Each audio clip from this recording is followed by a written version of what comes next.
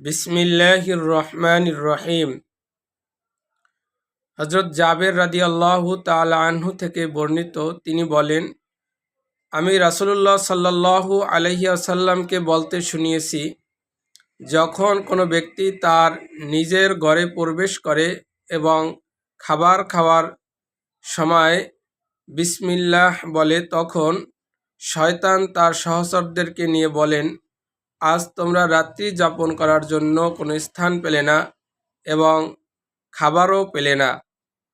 অন্যথায় রাসূলুল্লাহ সাল্লাল্লাহু আলাইহি ওয়াসাল্লাম বলেন, যখন কোনো ব্যক্তি তার নিজের ঘরে প্রবেশ করে এবং খাবার খাওয়ার সময় বিসমিল্লাহ বলে না, তখন শয়তান তার সহচরদেরকে নিয়ে বলেন, আজ তোমরা রাত্রি যাপন করার জন্য স্থান পেলে এবং খাবারও পেলে।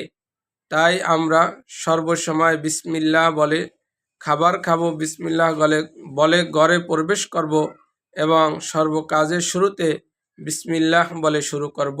আল্লাহ তাআলা আমাদের সকলকে তৌফিক দান করুন, আমিন।